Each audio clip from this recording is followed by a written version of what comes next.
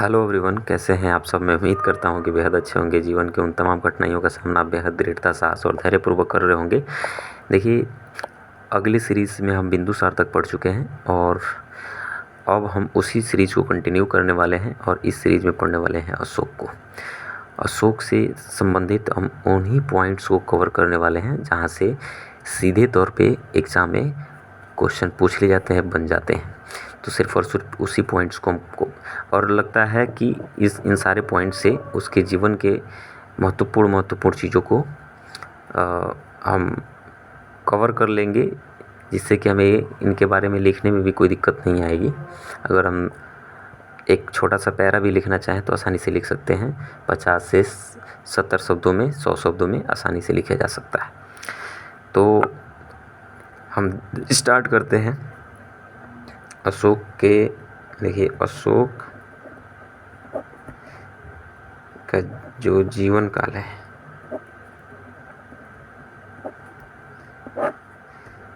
इसमें जो शासन काल है,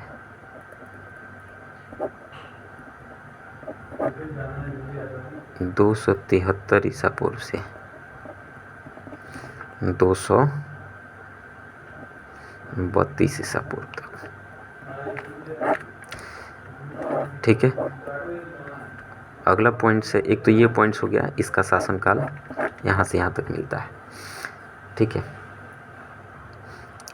अच्छा, जब ये शासन संभालता है 273 ईसा पूर्व में, तो देखता है कि चारों ओर अशांति फैली रहती है।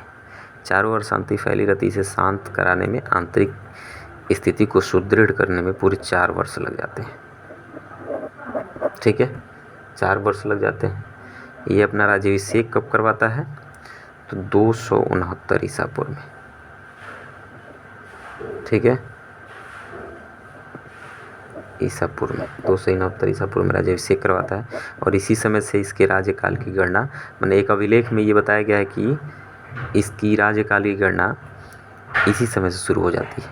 ठीक है, राज्यकाल की गणना। अच्छा, अशोक से संबंधित कुछ और पॉइंट्स हैं, जैसे अशोक का नाम अशोक, अशोक का नाम अशोक वर्धन, अशोक वर्धन, ये कहाँ मिलता है? तो ये मिलता है आपको मास्की और गुर्जरा, ये 2 अभिलेख हैं, इसमें मिलता है। जबकि अशोक वर्धन जो मिलता है वो पुराणों में मिलता है। ठीक है, पॉइंट को कवर मैंने अच्छा से इसको हम रिमेंबर करके रख सकते हैं कि अशोक का नाम अशोक मास्की और गुर्जरा में, अशोक वर्धन पुराणों में। ठीक है, अशोक के जीवन काल से संबंधित 2 बहुत ही महत्वपूर्ण स्रोत हैं। एक कौन कौन से हैं? एक है सिंहली अनुश्रुति और एक है आपको बस एक है आपको दिव्यावदान। सिंहली अनुश्रुति और एक है दिव्यावदान। देखिए, सिंहली अनुश्रुति का भी कुछ प्रमाण मिलता है, दिव्यावदान का भी कुछ प्रमाण मिलता है।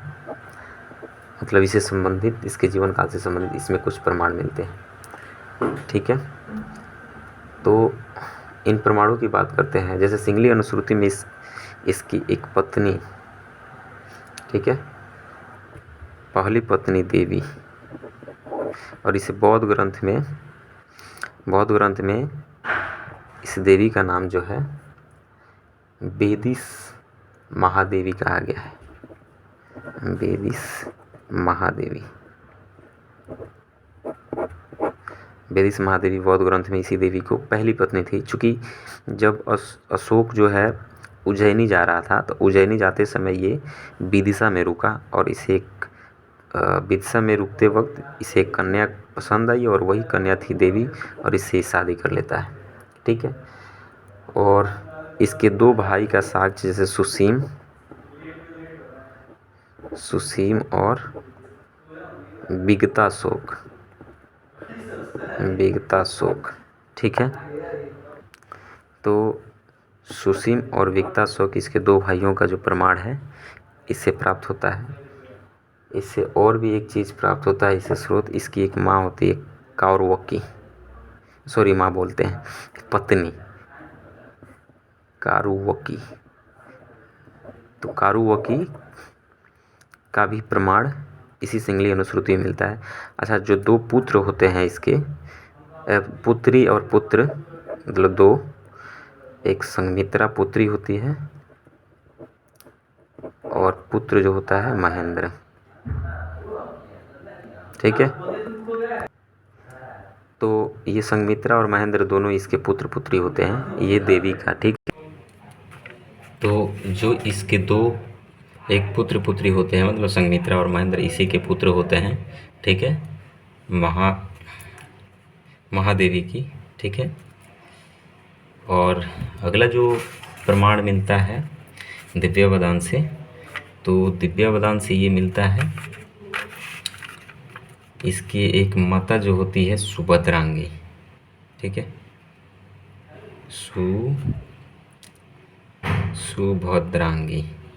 सुभद्रांगी जो इसकी माँ का नाम मिलता है वो दिव्यावदान से मिलता है। सुभद्रांगी उसमें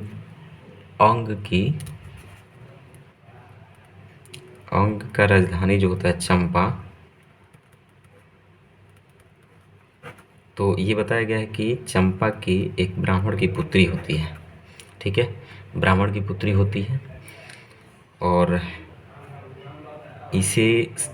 इसका मतलब दक्षिण में, साउथ में इसे धर्मा कहा गया है। इसका अर्थ होता है